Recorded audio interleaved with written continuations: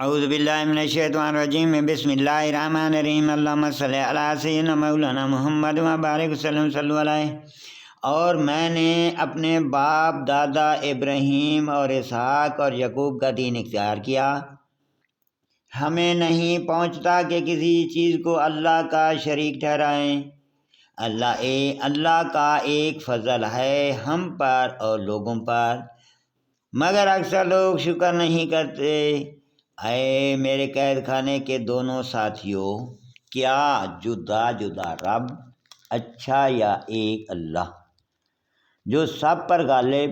تم اس کے سوا نہیں پوجتے مگر نرے فرضی نام جو تم نے اور تمہارے باپ دادا نے تراش لیے ہیں۔ اللہ نے ان کی کوئی سند نہ اتاری، حکم نہیں مگر اللہ کا۔ اس نے فرمایا کہ اس کے سوا کسی کو نہ پوجو۔ یہ سیدھا دین ہے لیکن اکثر لوگ نہیں جانتے۔ اے قید خانہ کے دونوں ساتھیوں، تم میں ایک تو اپنے رب بادشاہ کو شراب پلائے گا، رہا دوسرا وہ سولی دیا جائے گا تو پرندے اس کا سر کھائیں گے۔ حکم ہو چکا اس بات کا جس کا تم سوال کرتے تھے، اور یوسف نے ان دونوں میں سے جسے جیسے بچتا سمجھا اس سے کہا اپنے رب بادشاہ کے پاس میرا ذکر کرنا، تو شیطان نے اسے بھلا دیا کہ اپنے رب بادشاہ کے سامنے یوسف کا ذکر کرے۔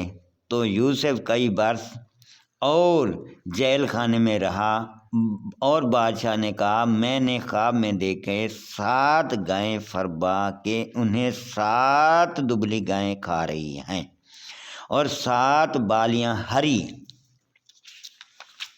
بھری اور دوسری 7 سوکھی۔ اے درباریوں، میرا خواب کا جواب دو اگر تمہیں خواب کی تعبیر آتی ہو۔ بولے پریشان خبا ہیں اور ہم خواب کی تعبیر نہیں جانتے۔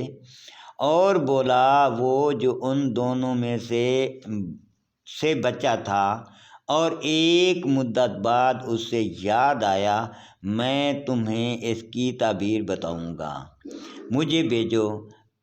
اے یوسف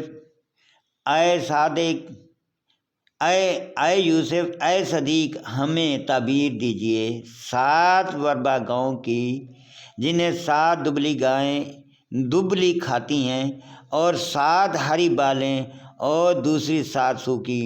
شاید میں لوگوں کی طرف لوٹ کر جاؤں، شاید وہ آگاہ ہوں۔ کہا تم کھیتی کرو گے 7 برس لگاتار، تو جو کاٹو اسے اس کی بالیاں میں رہنے دو، مگر تھوڑا جتنا کھا لو۔ پھر اس کے بعد 7 برس کرے تنگی والے آئیں گے کہ کھا جائیں گے جو تم نے ان کے لیے پہلے جمع کر رکھا تھا، مگر تھوڑا جو بچا لو۔ پھر ان کے بعد 1 برس آئے گا جس میں لوگوں کو مین دیا جائے گا اور اس میں رس نچوڑیں گے۔ اور بادشاہ بولا کہ انہیں میرے پاس لے آؤ۔ تو جب اس کے پاس الچی آیا، کہا اپنے رب بادشاہ کے پاس پلٹ جاؤ، پھر اس سے پوچھو کیا حال ہے ان عورتوں کا جنہوں نے اپنے ہاتھ کاٹے تھے، بے شک میرا رب ان کا فریب جانتا ہے۔